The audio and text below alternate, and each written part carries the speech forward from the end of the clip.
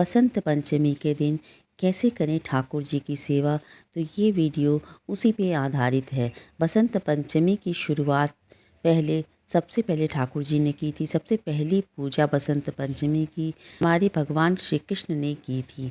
तो देखिए, ठाकुर जी स्नान के लिए तैयार हो गए हैं। हमने पंचामृत बना लिया है।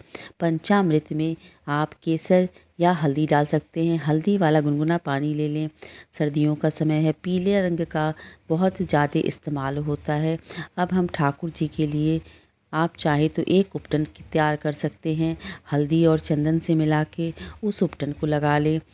सर्दियों का समय है, थोड़ा विशेष ख्याल रखें कि ठाकुर जी को सर्दी ना लगे, इसलिए थोड़ा जल्दी स्नान कराएं। अब हम दक्षिणावर्ती शंख में देखिए, ये पंचामृत स्नान कराएंगे। इसमें भी हमने हल्दी डाला है। आप खुद भी बसंत पंचमी के दिन स्नान करें तो हल्दी वाले पानी से स्नान करें। हल्दी वाले पानी से घर में पोछा भी लगवाना चाहिए आज के दिन। इससे सकारात्मक ऊर्जा का प्रवेश भी होता है। ओम नमो भगवते वासुदेवाय नमः। ओम नमो भगवते वासुदेवाय नमः। इन मंत्रों का जाप करते हुए आप ठाकुर जी को स्नान कराएं।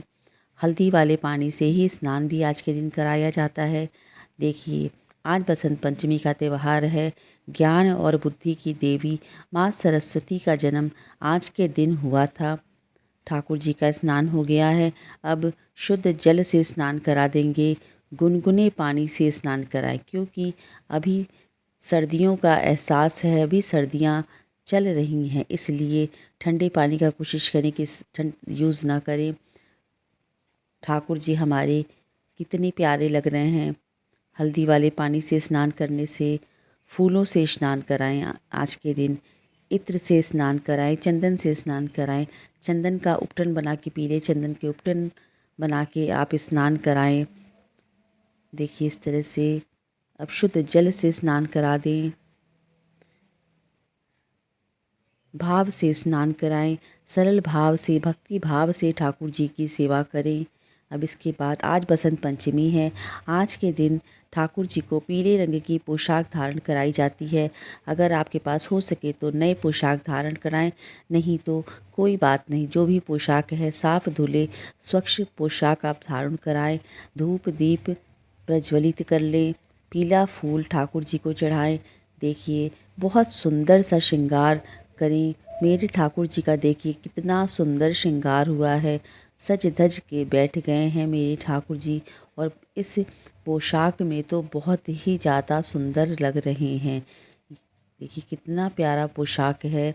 वेलवेट का पोशाक है ये, क्योंकि अभी सर्दियों का मौसम है, इसलिए मैंने कॉटन की पोशाक नहीं पहनाई है। ये वेलवेट की पोशाक गर्म एहसास भी कराती है और खूब सुंदर सा श्रृंगार कर देंगे। बांसुरी धारण करा देंगे। ठाकुर जी को जितना सुंदर हो सके उतना सुंदर आप श्रृंगार कराइए। फूलों की माला पहना दीजिए। चंदन सेवा कर दीजिए। पीला चंदन आज के दिन लगाया जाता है। इत्र सेवा करिए। ये सारी सेवाएं नित्य सेवाओं में शामिल किया करिए ठाकुर जी के। इस तरह से हम ठाकुर जी की आज के दिन, बसंत पंचमी के दिन सेवा करेंगे। आपको बता दें कि वृंदावन धाम में आज के दिन से ही होली का उत्सव प्रारंभ हो जाता है, और ठाकुर जी को, बिहारी जी को, बाके बिहारी जी को आज के दिन से ही गलचप्पे लगने शुरू हो जाते हैं। आरती के बाद से ठाकुर जी के गालों पे अबीर लगने शुरू हो जाते हैं। 40 दिन पहले से ही वहाँ पे वृंदावन में होली खेली शुरू हो जाती है। भगवान कृष्ण के विशेष मंत्रों का जाप भी आज के दिन करना चाहिए। भगवान श्री कृष्ण माता सरस्वती के साथ ज्ञान और बुद्धि की प्राप्ति कराते हैं। आज के दिन भगवान श्री कृष्ण के बाल स्वरूप लड्डू गोपाल जी को विशेष भोग लगाया जाता है। पीले रंग का भोग लगाना चाहिए। खीर में केसर मिला के या फिर आप हल्दी मिला के भोग लगाइए। पीला फल चढ़ाइए। केले का भोग लगाइए ठाकुर जी को, लड्डू गोपाल जी को। हमारी बाल स्वरूप लड्डू गोपाल जी को लड्डू का भोग लगाइए। लड्डू का रंग पीला होता है, उन्हें लड्डू बहुत पसंद है, इसलिए बसंत पंचमी के दिन लड्डू का भोग लगाइए। आज के दिन आप राजभोग का भोग लगाइए, उन्हें बहुत पसंद है ये भोग।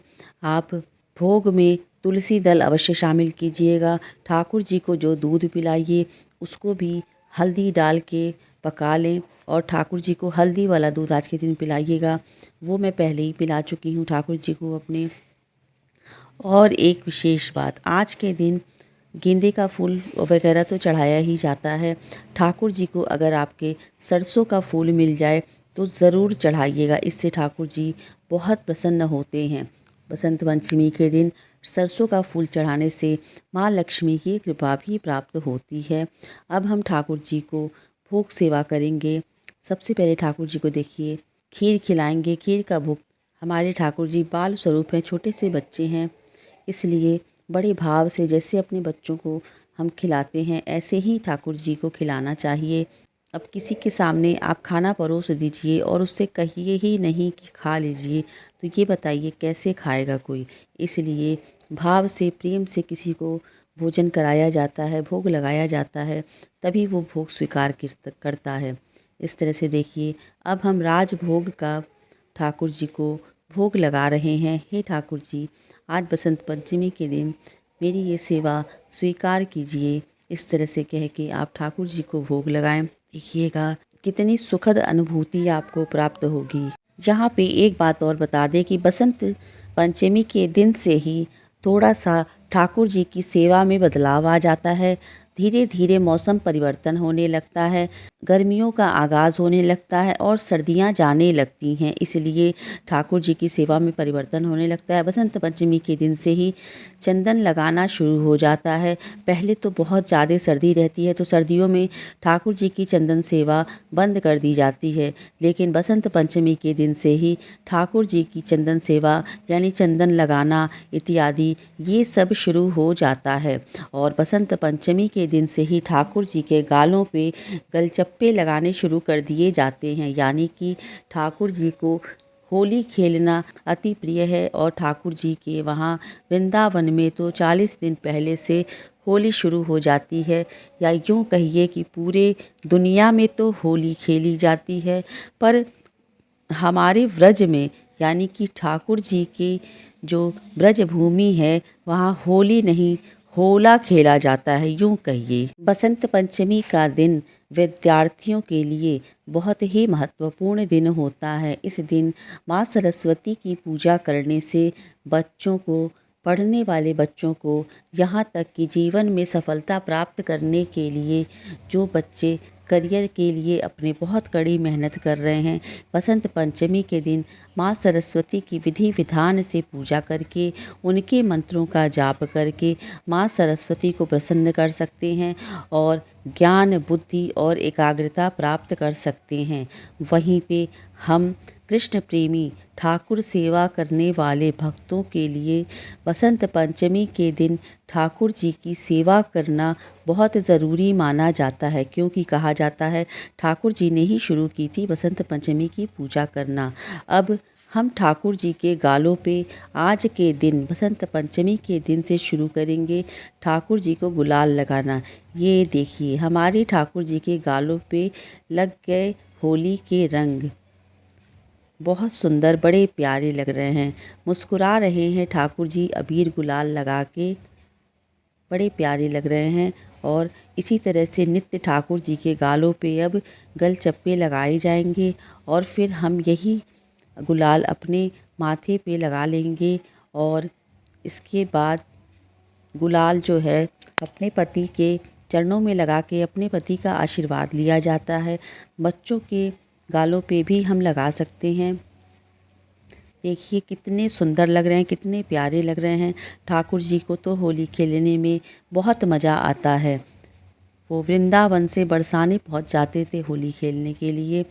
तो इस तरह से आप 40 दिन नित्य ठाकुर जी को गल चप्पे लगाएं, उनको आनंद ही आनंद आता है। और ठाकुर जी की सेवा करने से उनके भक्तों को आनंद ही आनंद प्राप्त होता है। ये सेवा है बसंत पंचमी के दिन की ठाकुर जी की खास सेवाएं हैं, इनको अवश्य ही अवश्य करना चाहिए। बसंत पंचमी के दिन से सेवाओं में कुछ खास बदलाव आ जाता है, जैसे कि गुनगुने पानी से स्नान कराना बंद हो जाता है। लेकिन अगर मौसम में परिवर्तन नहीं हुआ है तो अभी आप अपने ठाकुर जी को गुनगुने पानी से ही स्नान कराएं। बसंत पंचमी के दिन ठाकुर जी के कमरे में ठाकुर जी के पार मोर पंखी अवश्य रखें, इससे ठाकुर जी बहुत प्रसन्न होते हैं। घर के मंदिर में जितने भी देवी देवता विराजमान हैं, सबको आज के दिन गुलाल ज़रूर लगाना चाहिए। खुद भी स्नान करें तो पानी में हल्दी डाल के स्नान करें। घर में पोछा लगाएं तो हल्दी डाल के पोछा लगवाएं। उसके बाद आज के दिन घर के मेन गेट पे आप चावल में हल्दी मिला के चावल को थोड़ा सा पीस लें, उसमें हल्दी मिला के पेस्ट बना लें और घर के दोनों मेन गेट पे आज के दिन उसी से स्वास्तिक का चिन्ह बनाया जाता है। इससे आपके घर में माँ लक्ष्मी धन धान्य और सुख समृद्धि की कृपा बरसाती हैं। बसंत पंचमी के दिन श्रीधाम वृंदावन में ठाकुर जी को खीर का भोग लगाया जाता है, केसर वाली खीर का भोग लगाया जाता है। तो अगर आप चाहें तो घर पे केसर वाली खीर का भोग ज़रूर लगाएं। अगर केसर नहीं है तो आप हल्दी डाल के ठाकुर जी को खीर का भोग अवश्य लगाएं। आज के दिन खीर का भोग ज़रूर लगाना चाहिए। अगर नहीं पॉसिबल है तो आप राजभोग जो आता है मार्केट में मिठाई, उसका भोग लगा सकते हैं। कहने का तात्पर्य यह है कि बसंत पंचमी के दिन पीले रंग से बनी मिठाई का भोग लगाएं। आप ठाकुर जी को लड्डू का भोग लगा सकते हैं। ठाकुर जी को बांसुरी ज़रूर धारण कराएं आज के दिन, तो सोने पे सुहागा हो जाता है। और इसके बाद ठाकुर जी की धूप दीप से आरती करें।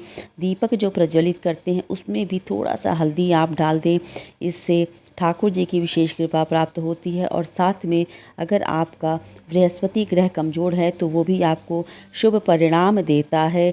इस तरह से करें बसंत पंचमी के दिन अपने लाला की सेवा, अपने ठाकुर जी की सेवा, अनंत गुना फल की प्राप्ति होती है। बसंत पंचमी के दिन आप पंचामृत से स्नान कराएं।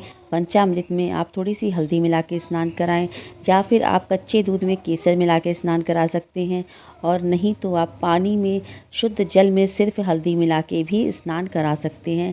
ठाकुर जी को आज के दिन गलचप्पे ज़रूर लगाएं, इससे बहुत शुभ परिणाम प्राप्त होते हैं। और ठाकुर जी के हाथों में वो अबीर लगा के उससे अपने गालों में गलचप्पे ज़रूर लगवाएं, यानी कि ठाकुर जी के साथ होली अवश्य खेलें।